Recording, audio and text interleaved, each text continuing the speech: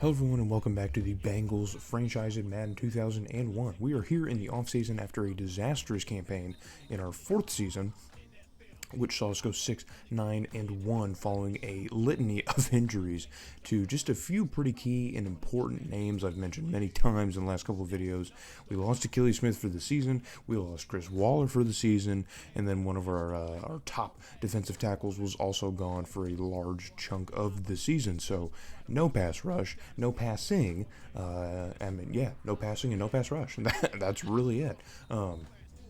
Pretty much spelled disaster for a season in which we had some pretty high expectations. I mean, we still should, being a Super Bowl team and being a roster that has gotten increasingly better over the years, you would think, but no.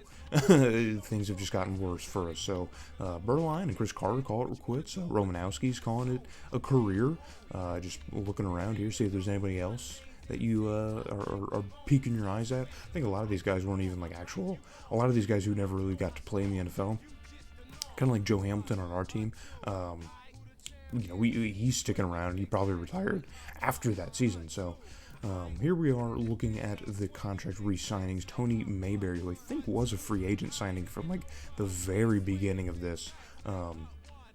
He wants a large chunk of money, and I'm going to have to think it over because he's 36, and I don't know if I want to give him his end-of-career contract for that much money.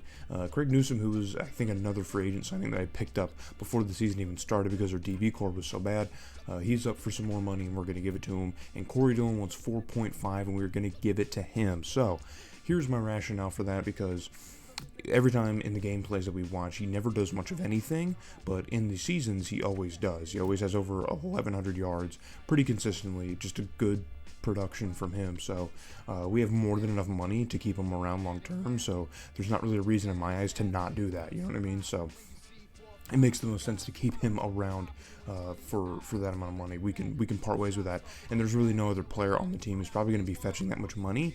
You know, I don't think Achilles Smith is going to be in that place. I don't think we have a receiver who's going to get close to that either. So if Corey Dillon wants to be the most paid player on the team, then he is going to be. And now here you are seeing the worst trade I've ever made just continue to get worse as I'm trying to punch numbers with Raheem Abdullah to keep him on the team, even though we don't really need him. We have Simmons, and if I just could figure out defensive alignments, I'd be able to start all three, Takeo Spikes, Simmons, and Abdullah in the linebacking core. But I don't, so because I'm an idiot. So, but looking around here, Tony Horn also up for some money, man. He's been kind of a clutch receiver for us with all the injuries, so got to keep him around because he still only wants a little bit of money. He doesn't want a whole lot. Kelly Holcomb is a guy that we probably should have kept too. I don't know if he was injured as well or if Joe Hamilton was better. I really don't think so. He must have been injured too. I can't imagine us having only Joe Hamilton to play quarterback, but that was the situation last year. So Kelly Holcomb is nowhere to be found. I don't know if Joe Hamilton was considered to be better. I really don't know what happened there, but he was not.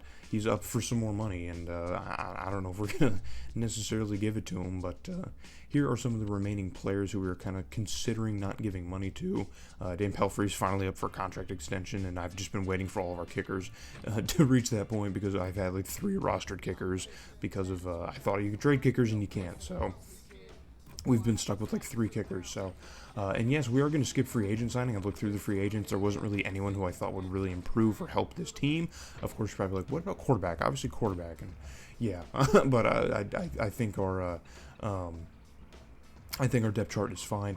Granted that no one gets hurt again, and that's a big ol' if, and I probably shouldn't have been betting on that by this point in the franchise mode here, but I am. And so we drafted a center to kind of replace Tony Mayberry. We were able to do that. He's an 86 overall. It's a humongous upgrade from Tony Mayberry.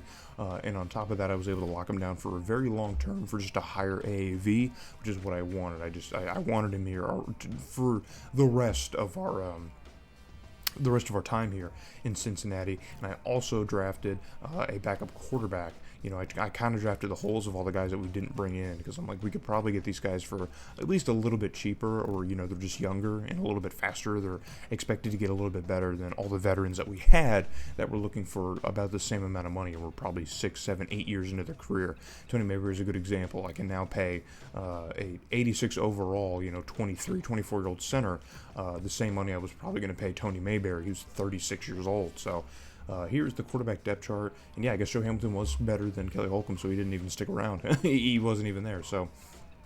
Joel Makovicka has finally outpaced Cliff Gross, so we're probably going to end up starting Makovicka as our primary fullback, even though Cliff Gross has been a staple of the series up until this point. But we have had Makovicka for the last 2 seasons and haven't used him, so we're probably going to slot him in now. And yeah, so the receiving core, Mike Stabler, Beasley, geez, man, it starts to get to no names past Tony Horn, really. But those are the guys who have been on the field primarily due to the Chris Waller injury. Really, it's kind of reshuffled how we've completely approached our passing game. And so we're going to move things around, put Tony Horn in the 4th spot because Beasley has kind of stepped up from last year. He's a young receiver that we drafted, I think, a couple of years ago. I don't even really remember clocking it. From one of these offseason videos, you can probably see it. So, but other than that, we do have a few more changes that we can make. It's funny that the game didn't auto-do a lot of this, so I have to go through and actually move around a lot of guys here. But our O-line, dude, is freaking sick. It is just freaking sick. I don't think we have anyone who's under an 80, so the defensive line is now dropped off a little bit in terms of production, but we got 2 top-end guys, which is more than I think most teams can probably say for their pass rush, or at least run blocking so far, because I think running up the middle, like cramming the box, is going to be highly effective for us on defense, and going to be really tough for teams that run really well, which is important for us who play in a division that boasts, I don't even know if Eddie George is still around, he might have retired, I can't remember, but still Jerome Bettis, Priest Holmes, you know what I mean, just like we have dudes who can run very well in the AFC Central, so it's important that we have a D-line that can really stuff that up. So looking around, though, in our safeties, we have a decent safety position here. The strong safety position is kind of weak, but we're going to be starting a rookie there this year, so we needed some help there. I was able to draft someone, and that's fine by me. So, and we're finally down to just John Green. He is our kicker, and as if that really matters. So we're going to move forward now after reordering our depth chart, and we're going to get right into the next season. It's a bit of a shorter video. I cut out a lot of the loading and stuff and the shuffling through menus, and I figured adding a game onto this, but I figured that might make the video too long, so we'll just get a short one here, and I might throw in another gameplay during the week as well, because normally we only do about 2 Madden videos in the week, but with College Football 25, we're probably just going to overload the channel with football for now, maybe put the Soul Dynasty on hold, stuff like that. But here's a look at the schedule. We start off with the Browns and the Patriots, Ravens, and Jaguars. Then we have a road trip to Pittsburgh, Jacksonville, and Buffalo before coming home with the Lions. Then hitting the road again to Minneapolis to play the Vikings before we get our bye week in Week 10. Then coming out of the bye week, we have the Titans, Steelers, Ravens, Bears, and Titans. Those are 3 on the road. And then we have the Browns and finish with the Seahawks in the AFC. So that is how the schedule is looking out. A bit of a more fun schedule here. We get some NFC Central teams to play, which is fun. My favorite team, the Lions, we get to play. So, but we are probably going to sim through the first couple games, and then this Ravens game is probably where we will actually officially start watching. So I'm going to highlight this Patriots game to end the video, but things are going to get started in Cincinnati with the Ravens. So it's not our home opener, but it's our first, not even our first division game. It's our second division game. So we're just going to get through the first couple games here, trying to get through these seasons a little bit quicker now, and because I'm just desperate to get back to the playoffs. So I hope to see you guys in Cincinnati for the next video when we take on the Baltimore Ravens, hopefully with a better season ahead for us.